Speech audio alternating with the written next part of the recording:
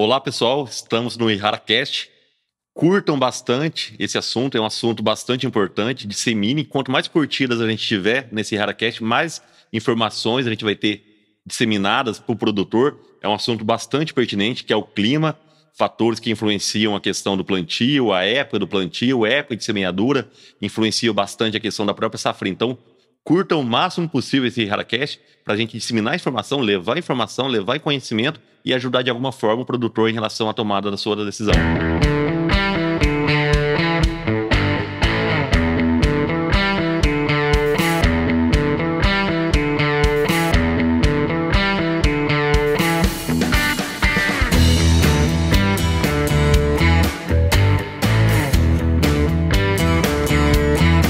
Então, pessoal, agora dando início ao nosso IharaCast, pedir para o Leandro se apresentar, representando o Grupo Fritz, né, produtor rural. Então, mais uma vez aí, Leandro, obrigado pela presença e peço que se apresente aí de forma profissional e contar um pouco da sua trajetória dentro do Grupo Fritz.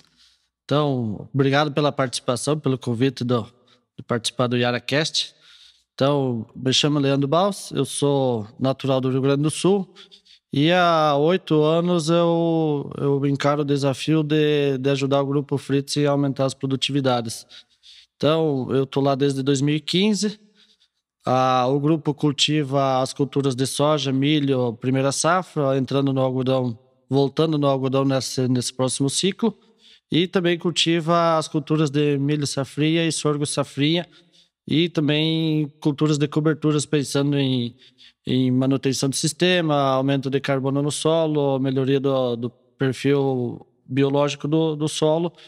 Então, seria basicamente as culturas que o grupo cultiva. Então, o grupo está situado no sul do Piauí, basicamente na região de Bom Jesus, atuando nos municípios de Bom Jesus, Gilboés e Santa Filomena. Sim. Mais uma vez, Leandro, obrigado pela presença. Espero que a gente possa contribuir também com informações aí para ajudar aí na produtividade de vocês aí, pensando nesse cenário aí de soja, milho e algodão. Agora, pedir aí para Ludmila, nossa parceira do Rural Clima, se apresentar, contar um pouco da trajetória e o papel do Rural Clima junto, que eles fazem muito bem com os produtores rurais. Bem, Roberto. Olá, Leandro. Obrigado pelo convite, né? Minha primeira participação aqui na IharaCast. Eu estou na Rural Clima desde 2017. Eu era do Instituto Agronômico aqui de Campinas. Quando o Marco fundou, né, a Rural Clima, ele me convidou, né, para trabalhar com ele. Eu aceitei esse desafio. Trabalhar com clima não é fácil, né? A gente é um laboratório a céu aberto, né? E tem alguns momentos complicados com produtores, né? Fala que chove, não chove, né? É uma condição bastante complicada, né? Trabalhar com clima, mas é muito desafiadora, muito gratificante, né? Principalmente quando a gente acerta, né, Leandro? Principalmente quando a gente acerta. E é um desafio, né, ajudar os produtores aí a trazer, né, ter maiores produtividades, sempre buscando aí reduzir custos, né, e elevar a produtividade. Acho que esse é o grande desafio aí da Rural Clima. Não, obrigado, Ludmila. E o nosso papel aqui hoje, né, com esse IharaCast, é trazer o máximo de informações possíveis para, de alguma forma, poder ajudar, né? É um ano que a palavra que a gente mais ouve esse ano é que é um ano desafiador, né? E cada ano é um ano, né? Então, a gente está vendo algumas mudanças lá, principalmente pensando no Cerrado, Mato Grosso, que já iniciou o plantio, né, em algumas regiões, né, 2%, 3%, de uma preocupação, né, de forma geral dos produtores em relação a esse fator clima, né? Quando que vai acabar a chuva, quando vai chover, né? São as principais perguntas quando a gente entra no assunto clima. E até trazendo agora para o cenário do produtor, para essa visão, qual que é a forma que o Grupo Fritz, né, atua em relação ao clima, né, pensando em tomada de decisão? Quais são as fontes? Como o grupo trabalha em relação ao fator clima, em relação à tomada de decisão? Isso influencia se vai plantar mais safrinha, se vai plantar menos, se vai plantar mais cedo um algodão, se vai plantar mais cedo uma soja e um milho? Então, a parte de clima sempre influenciou o estado do Piauí como um todo. Então, a nossa certeza quando a gente inicia uma safra é que a gente vai ter 20 dias de sol, a gente só não sabe em qual fase da cultura que vai ser. Então, esse desafio de conviver com essa estiagem, com esse período seco, a gente já tem há vários anos. Então, o produtor em si, o produtor da Bahia, do Piauí, do Mato Piba, ele sempre está muito preocupado com a construção de perfil do solo para tentar driblar essas situações de estresse. E nós, dentro do grupo, não somos diferentes. A gente olha o clima, a gente sabe que pode ter um risco de faltar chuva em algum determinado momento, mas a gente precisa pensar no sistema. Então, a gente investe muito em perfil de solo, palhada, para minimizar todos esses efeitos do clima. É um ponto importante, né, Ledilmir, é a estratégia que o produtor adota até para minimizar, né? A gente viu muito isso na Bahia, né? A Bahia sofreu durante 4, 5 anos fatores de seca, né? Nos últimos 3 anos, isso foi amenizado, choveu bem. Em contrapartida, na região sul, no Rio Grande do Sul, 2 anos seguidos com forte seca. O Brasil é um país continental, né? Então, tem diferentes regiões, diferentes particularidades.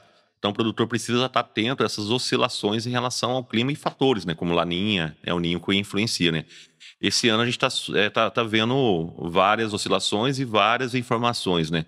E estamos iniciando mais uma safra, né? Uma safra que a perspectiva que seja uma safra recorde novamente em relação à produtividade, mas tem um fator clima que pode afetar esse recorde de produtividade. Pensando no papel da Rural Clima em relação a essas informações, como vocês buscam ajudar o produtor a tomar a decisão, levar informação, levar conhecimento para eles terem uma melhor assertividade em relação ao manejo da sua lavoura? Primeiro, a gente tenta entender o que os modelos mostram em relação principalmente a fenômenos forçantes globais, que eu costumo dizer, que são fenômenos como Laninha ou El Ninho. Eu acho que o importante, para a gente observar agora esse ano é que a gente está no ano de transição. Nós viemos aí de 2, 3 anos de Laninha, que realmente trouxe uma seca para o sul, perdas bastante significativas, e região do Mato Piba como um todo uma condição um pouco melhor, realmente, mais chuvas, E agora a gente está indo para um cenário que isso pode se inverter um pouco. A gente já tem observado chuvas bastante frequentes, no Rio Grande do Sul. Já choveu no mês de setembro de 2 a 3 vezes a mais do que a normal climatológica durante o mês de setembro para o Rio Grande do Sul. E a região mais centro-norte a gente vê aí com uma tendência de chuvas muito irregulares. Isso são fatores relacionados ao El Ninho, não só ao El Ninho. O que a gente tem que ter em mente? Esses fenômenos, eles fazem com que o clima, de forma mais global, tenha algumas tendências. Então, em um ano de El Ninho, como a gente está entrando agora, e ele vai acontecer, ele está aí, a gente acredita que não seja um El Ninho tão forte, esse super El Ninho, que a mídia fala muito e acaba assustando muitos produtores, E a gente observa que a gente tem o El Ninho oficialmente, mas ele pode ainda não ser tão intenso, já que a gente está no ano de transição, Então, só o fato da gente ter o aquecimento das águas, principalmente do Pacífico, que é onde esses fenômenos se formam, a gente tem os corredores de umidade mais voltados para a região sul do Brasil. Por isso, tanta chuva no Rio Grande do Sul como a gente tem visto. Não é só em função do El Ninho, tá? Tem outros fatores. Tem Atlântico, tem Madem Júlia, tem oscilação decadal do Pacífico. Um monte de fatores interferem nisso também.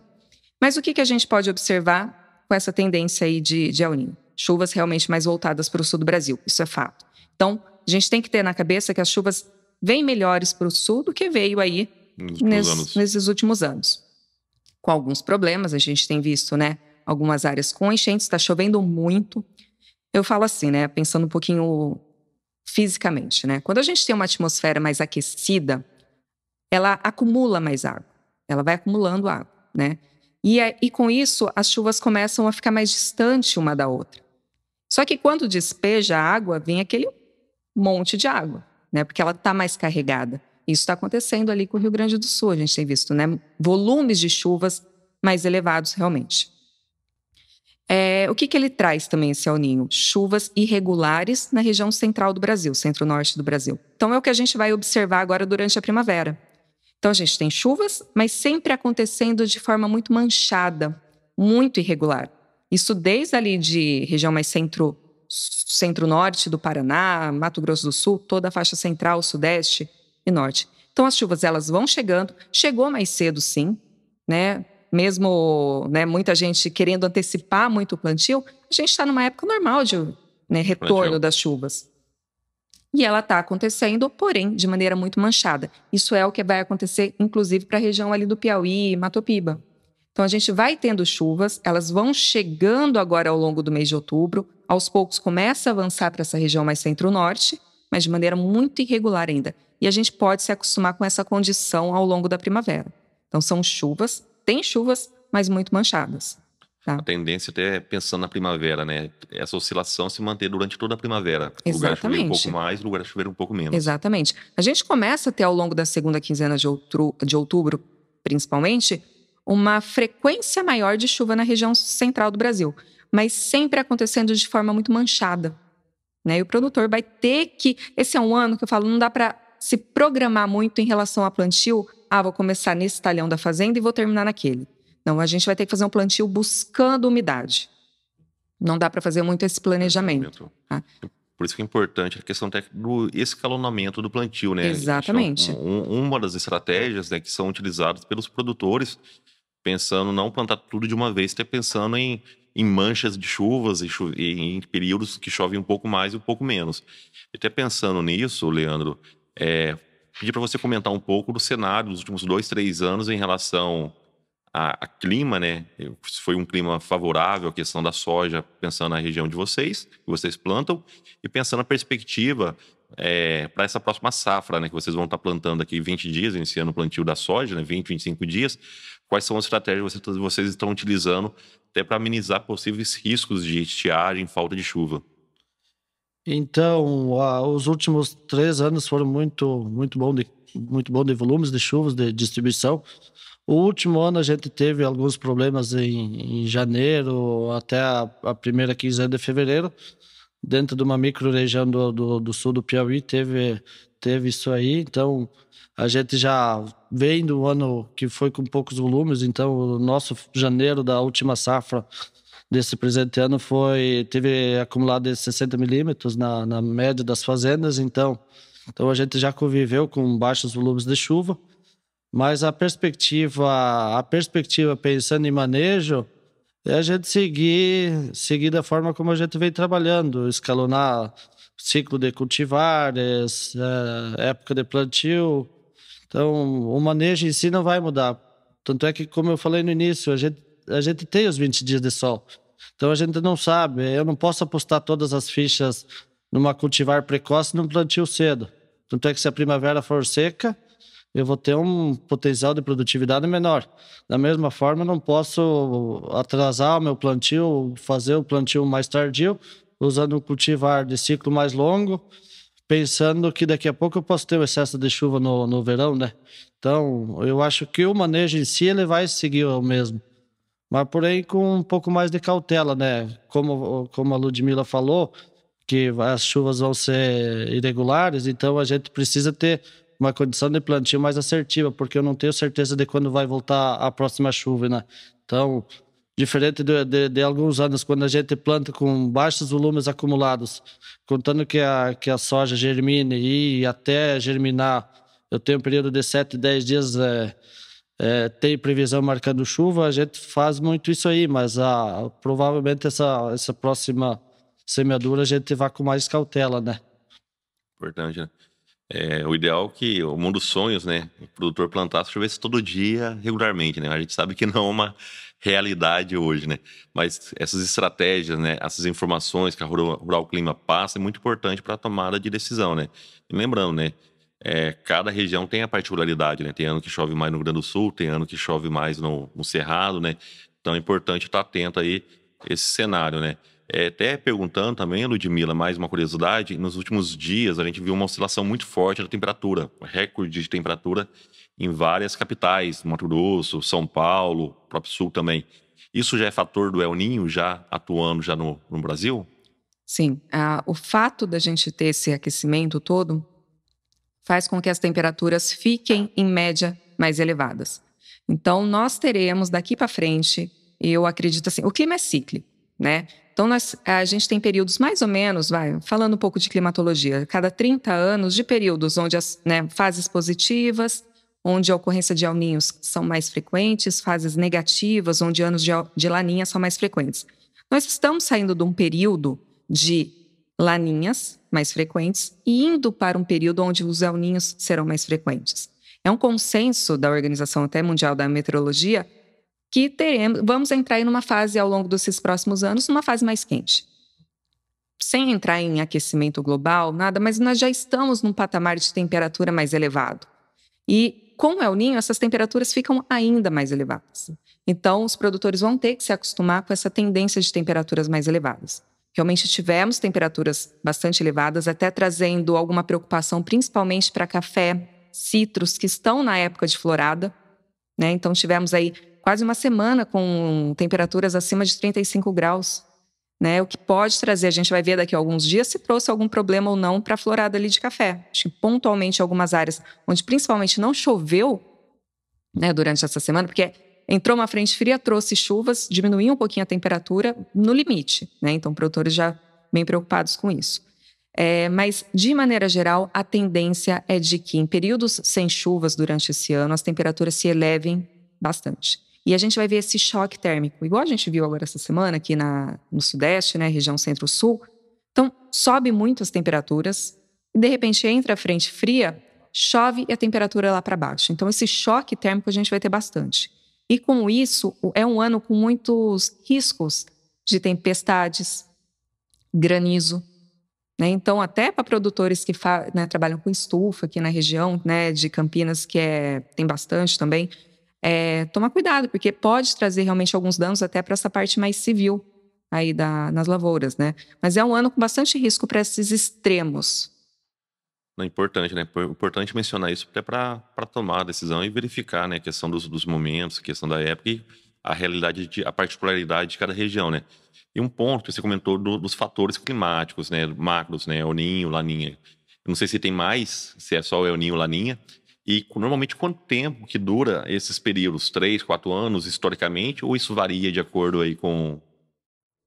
A gente tem sempre estudando o clima, né? A gente vê que o clima é cíclico e tem uma certa ciclicidade em torno de 30 anos. Né? Então ele sobe, desce. Se a gente pegar gráficos, por exemplo, de oscilação decadal do Pacífico, que é um fator que influencia muito a ocorrência de El Niño ou não, ou Laninha forte.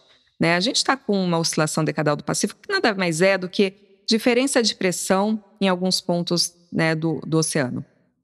A gente vê com uma tendência muito negativa ainda. Até esse é um dos suportes, né, que a gente fala, não vai ter um El Niño forte. Está muito negativo ainda, a gente está numa fase muito fria ainda para a gente ter um El Niño tão intenso. Mas ela começa a subir. Né? Essas temperaturas aí dessa oscilação decadal do Pacífico começam a subir.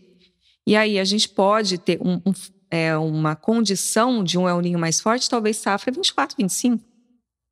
É um ponto que a gente tem que ficar atentos. Então, essas mitigações, né, esses palhada, perfil de solo, ele tem que ser trabalhado visando, sim, alguns anos aí pela frente que podem ser de temperaturas mais altas. Um ponto importante é a questão do perfil do solo, né, também, né, para conseguir melhorar numa condição diversa. A gente observou isso, né, hoje a Bahia, a Piauí também, mas principalmente a Bahia, pensando principalmente na cultura do algodão, é referência. Ela sofreu 3, 4 anos com seca. O produtor foi obrigado e fez um trabalho muito bem feito em trabalhar perfil. E nos últimos 2, 3 anos, com a condição climática favorável, a Bahia hoje é a melhor média de produção na cultura da soja, vem da Bahia. Então, são fatores aí que, numa situação adversa, ajudou o produtor a buscar alternativas, né? O Leandro comentou bastante da palhada, né? Mas ter alternativas para diminuir o impacto desses fatores climáticos, que todo ano ocorre. Em uma ou outra região do Brasil vai ocorrer pelo tamanho do Brasil continental, né? Então vocês fazem muito bem feito isso também, né, Leandro? A gente olha... São 2 fatores que a gente olha. O que a gente tem discutido muito é a rentabilidade do sistema, né? Então, o sistema ele precisa ser rentável e ser saudável, né? Ele tem que ter durabilidade. Então, tem situações que talvez o milho safrinha vai me entregar uma rentabilidade superior na soma do safrinha. Então, a gente precisa olhar o sistema. Então, o safrinha talvez ele vai me entregar para o grupo uma rentabilidade maior do que uma soja pós-braquiária. Se eu fazer a soma talvez do milho safrinha, ele vai ter esse ganho de incremento de rentabilidade, mas eu não posso deixar de olhar a braquiária também, porque, conforme a Ludmila falou, os adusluis, eles chegam. E a realidade desses últimos 3 anos que a gente conviveu no Piauí é diferente da média histórica. Então, tanto é que o produtor tem produzido mais justamente porque ele tem adotado essas práticas de manejo de palhada. E aí sim, a gente não está olhando só a palhada, e sim o tipo de palha. A gente está pensando em sair talvez de uma braquiária para um outro pânico, pensando em aumento de produção de massa, sistema radicular. Então tudo isso aí a gente procura estudar para ter mais sustentabilidade no negócio. Importante, aumentou a questão do sistema, né? Pensar no sistema. Talvez vai pegar 3 anos muito bons de produtividade, o fator clima ajudou muito, mas talvez vai pegar 1 ano de seca, 1 ano, 2 anos. Importante estar preparado com ferramentas, com alternativas para diminuir o impacto, né? Como produtor, como responsável técnico, nesses anos mais desafiadores em relação à produtividade. Até pegando, o Leandro comentou um pouco da safrinha, né? Que hoje tem um peso muito grande. A safrinha é a segunda safra e a maior safra na cultura do milho, né? Pensando, você comentou da primavera. Na primavera tem a tendência a ter uma oscilação maior em relação a nas chuvas irregulares, né? E pensando um pouquinho mais para frente, já pensando em janeiro, fevereiro, março de 2024, qual que é a tendência pensando nesse impacto, pensando, por exemplo, uma possível segunda safra de milho no Cerrado, que tem uma importância muito grande aí para o produtor? Exatamente. Bom, a gente vê, por enquanto, né, essa tendência de chuvas mais concentradas no sul e durante a primavera mais irregulares na região do Cerrado. Conforme a gente for entrando no mês de dezembro, o mês de novembro é um mês que me preocupa bastante, tá, Roberto? Eu acho que a gente tem que ter bastante atenção nesse mês, principalmente em algumas áreas que eu falo marginais. Eu já chego ali no safrinha, mas só que é um ponto que eu acho importante. A gente tem uma área, que eu falo que é uma zona de transição, que pega uma faixa vindo aqui do Mato Grosso do Sul, São Paulo, sul de Goiás, Triângulo Mineiro, norte do Paraná, que é uma região que anos de El Niño principalmente, a gente pode ter alguns períodos menos úmido ali em novembro e trazer alguns problemas pontuais. Chove para a região mais sul, conforme essa frente fria ela vai subindo para a região mais centro-norte, ela provoca chuvas muito irregulares. Então, nessa faixa, a gente pode ter alguns problemas mais pontuais. Eu acho que esse início de plantio, né, ele vai ser um início com muitos sustos, sabe? Precisa chover, choveu segunda, quando que chove só na quinta que vem, e, né, é um ano com bastantes sustos. Mas é um ano que vai relativamente bem, né? Acho que alguns problemas pontuais. Durante o verão, a gente vê uma tendência de chuvas mais compartilhadas. Então, chove no sul, aí quando essa frente fria subir e provocar chuva na região centro-norte, o sul fica mais aberto, com o tempo mais aberto, 10 dias, 12 dias talvez, e chove mais na região central. E depois isso se inverte. Chove uma semana, 10 dias, 12 dias no sul, e na região centro-norte, tempo mais aberto. E aí tem os períodos de veranico na região principalmente do Mato Piba, né? Que pode ser um pouquinho mais prolongado. A gente tem um gap aí entre essas frentes frias e a zona de convergência que se instala ali na região norte do Brasil durante o verão, né? E aí a gente pode ter esse período ali mais sem chuvas, que é quando a gente tem o veranico lá na região. E ele pode ser um pouquinho mais prolongado. Então, não sei te falar quando, se vai ser entre final de dezembro e início de janeiro, vai entrar mais em janeiro, mas a gente tem que ficar muito atento a esse período de veranico nessa região mais do Piauí, principalmente em áreas marginais de chuva. Porque pode ter um período um pouco mais prolongado, sim, tá? Mas, de maneira geral, se a gente pegar a anomalia de chuva para a região nordeste do Brasil, norte do Brasil, tem muita chuva prevista em janeiro e fevereiro. Mas o que pode acontecer? Igual a gente viu em 2014, 15, talvez 15, 16, que eu acho que não é tão intenso assim, mas é um ano que acaba preocupando, chuva muito concentrada num período curto de tempo. Então, você pega um janeiro com 15 dias chovendo muito e depois seco. E aí, sabe, com chuvas muito irregulares. Então, esse é um problema. A gente está vendo que tem chuvas, até na região aí do Mato Piba, mas a gente tem que entender melhor como que vai ser essa distribuição de chuvas ali na região. Ela pode vir acumulada num período menor de tempo. Pode ter o fator El Niño pode influenciar, pensando mais no Cerrado, dessa chuva terminar mais cedo em relação a esse ano? O que eu acho é que a gente tem um janeiro e um fevereiro muito úmido, então até por isso é importante esse escalonamento agora no plantio, porque a gente pode ter a colheita da soja na região central em períodos bastante úmidos. A gente pode ter esses períodos bastante... O que não choveu bem na primavera, choveu, né, meio irregular, chove tudo ali no verão. Chove muito no verão, volumes, né, expressivos, atrapalhando daí a colheita da soja e atrapalhando o plantio do safrinha. E a gente não tem uma janela de chuvas muito prolongada esse ano. A gente tem que ter na cabeça que vai ser diferente do que foi ano passado. As chuvas não vão se prolongar tanto. Então, fazendo um resumo do que você falou em relação ao fator El Niño, né? Chuvas regulares, principalmente nesse início, e períodos de oscilação de chuva maiores, né? Falta de chuva e chovendo um pouco mais, né? Então, exatamente. É um cenário de forma geral, aí, pensando no fator climático El Niño. Até pegando, fazendo mais uma pergunta, né? O pessoal comentava muito no início, né, 2, 3 meses atrás, de super El Niño. Isso se concretizou? E qual que é a diferença em relação ao momento que a gente está vivendo agora? A gente tem uma escala de temperaturas de anomalia dessa região 3+4, que acontece ali no Pacífico, que, né, indica Laninha ou El Niño. Para a gente ter um super El Niño, a gente tem que ter um aquecimento acima de 2. Hoje ele está em torno de 1,2 e está oscilando nessa faixa de 1,2. Então ele está ficando, não tem subido. Outra faixa importante é a região Ninho mais 4, Ninho 1+2, que a gente fala, que é essa costa mais leste aqui do Pacífico, né, que passa aqui pelo Chile. Ela também deu uma estagnada. Ela não está mais subindo tanto, porque a temperatura do Pacífico ela vem aqui debaixo dessa região 1+2 e vem para essa região mais central, 3+4. Ela também deu uma diminuída, até uma queda aí, né? Então, assim, dificilmente a gente vai ter um El Niño super forte. Ele não vai subir tanto. A gente está no ano de transição. E os modelos já projetam até uma diminuição dessa tendência de El Niño durante o outono do ano que vem. Então, vindo para uma condição mais de normalidade.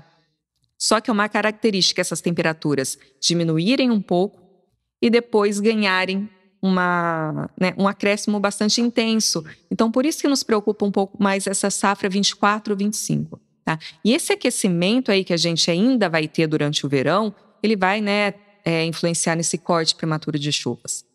Então, tem que tomar um certo cuidado agora, porque eu já ouvi muitas pessoas falando as chuvas vão se prolongar em abril. Por quê? O modelo ele começa a mostrar uma diminuição dessa tendência de El Niño lá no outono. Fala assim, se vai voltar para uma normalidade, então as chuvas vão se prolongar. Mas acho muito prematuro afirmar qualquer coisa ainda. O que a gente tem que ter em mente é que, em anos de El Niño, as chuvas elas cortam mais cedo. Então, a gente pode entrar um abril com chuvas, mas na segunda quinzena não tem mais nada. É diferente do que foi ano passado. O ponto principal, acho que, falando de forma macro, né, analisar esses modelos, vocês fazem muito bem, e acompanhar, né? Exato. Difícil passar uma previsão 6 meses, 8 meses para frente, né? Acho que certo acompanhar, vendo a tendência e buscando de forma mais assertiva, aí no caso do produtor, né, utilizar diferentes ferramentas aí para poder manejar sua lavoura e superar condições adversas, né? Até trazendo aí para a visão do produtor, para a gente já ir para o final do nosso IrradaCast, quais são as perspectivas do grupo em relação à próxima safra, né? E a expectativa de vocês em relação à produtividade. Então, a gente entra nessa próxima safra com bastante preocupação. Primeiro é a questão da rentabilidade, né? Então, a gente vê patamares de preços abaixo do que seria ideal para o negócio. Aí tem mais a incerteza climática, né? Então, a gente entra com uma preocupação bastante e vai entrar com muita cautela para o próximo ciclo. Então, hoje, é 2 fatores que preocupam o produtor, né? A rentabilidade. Então, mesmo o produtor colhendo bem nesse período, ele pode não ter uma rentabilidade satisfatória. E aí, sim, caso não colha bem, aí pode ser um problema grave. A rentabilidade é importante, trazendo um pouco, né, para o nosso papel como empresa, né? O assunto aqui é o clima, mas o clima está ligado à questão da produtividade e como indústria, como a Errara pode ajudar, né? A gente comentou de vários manejos, né? A questão da palhada, a questão de cobertura, a questão de perfil do solo, e o manejo químico, o manejo biológico ajuda o produtor também em relação à tomada de decisão, em relação a buscar, né, sempre uma melhor produtividade e uma melhor rentabilidade, né? O segredo, independente de custo de soja, de precificação, né, é acertar na produtividade. E a melhor forma de acertar é fazendo um manejo aí que envolve rotação de cultura, palhada, cobertura e a utilização de manejos fitossanitários que vão agregar na produtividade, né? Então, passando aí para a Ludmila também fazer as considerações, né? Então, fazendo um resumo de tudo que foi falado, Ludmila, em relação à questão do clima, a questão do fator El Niño, a questão das estratégias, a questão do tamanho expansão do território brasileiro, né? Quais são as estratégias, como o clima, né? Quais são os fatores que o produtor precisa estar atento nessa próxima safra que está iniciando em relação ao clima e buscando sempre uma boa produtividade? Eu acho que a gente tem alguns pontos, né? É um ano bastante desafiador, né? É um ano que o sul vem bastante úmido, principalmente o Rio Grande do Sul. Então, essa parte de tratamento fitossanitário né, o produtor tem que ter muita atenção a isso, porque é um ano bastante úmido. É um ano que pode trazer alguns problemas, principalmente durante a colheita do trigo, já que a gente tem uma expectativa de um novembro bastante úmido ali no Rio Grande do Sul, principalmente, tá? Início de safra, eu acho que o produtor tem que ir com muita cautela, igual o Leandro falou, né? Já que essas chuvas estão muito irregulares, então tem que ficar muito atento a essas previsões a curto prazo para tentar fazer o plantio da maneira mais assertiva possível, né? Temos períodos onde semanas sem chuvas terão temperaturas bastante elevadas, então o produtor tem que realmente, né, se atentar a esse perfil de solo, a palhada, porque as temperaturas vão ficar mais elevadas. Pensando nisso já para as próximas safras, porque vai ser uma tendência, tá? E principalmente ali, esse escalonamento, né, de plantio, tudo pensando na colheita, porque também pode acontecer nessa região do Cerrado uma colheita em períodos mais úmidos. Acho que são uns pontos. Você comentou, né, 2 pontos de atenção. A questão da própria trigo, né, que vai ser colhido em novembro, Exato. questão da chuva, e da própria safra de verão, né? Pensando no Cerrado também aqui da questão do clima, né, da chuva, que pode causar impactos, principalmente pensando em avaria, grão ardido na soja, né? Então é um ponto de atenção que o produtor precisa estar atento, né? E voltando, né, escalonar, né, quando é possível, né, buscar escalonar a questão de materiais, precocidade, a questão de materiais tardios também, para não chegar tudo junto, né? A gente sempre fala que é um perigo, né? Soja chega tudo junto e pega uma semana que tá a semana toda chovendo, né? Então, é um cuidado que o produtor precisa ter em relação à tomada de decisão, em relação ao material, variedade e ciclo, principalmente da cultura soja que vai estar plantando. Mas beleza, obrigado pela participação, né? Um assunto bastante interessante. Tenho certeza que nossa audiência ficou satisfeita aí com o tanto de informação que foi passada, né? Tendo a visão técnica, né, da Ludmila, representando o Rural Clima, e do produtor, o Leandro, mais uma vez presente. Mais uma vez, Leandro, obrigado pela participação, pelos insights aí, trazendo a visão do produtor e como o clima, né, a pesquisa, né, através da Ludmila, pode ajudar aí a tomar a decisão e acompanhar aí a lavoura aí. E desejar ao Leandro, né, principalmente uma excelente safra, né, mais um ano de boas produtividades, e a gente está junto aí para ajudar aí, somar forças aí para buscar mais uma vez aí uma safra recorde aí. Deus abençoe na cultura da soja, no milho e no algodão. Mais uma vez, obrigado. Agradecer a nossa audiência também pela oportunidade da gente estar levando informações de qualidade, informações técnicas para vocês, tá bom? Então curta o nosso IharaCast aí, compartilhem também nosso IharaCast aí para outros produtores, técnicos, para a gente disseminar todas as informações que estão sendo passadas aí para vocês, tá bom? Mais uma vez, muito obrigado.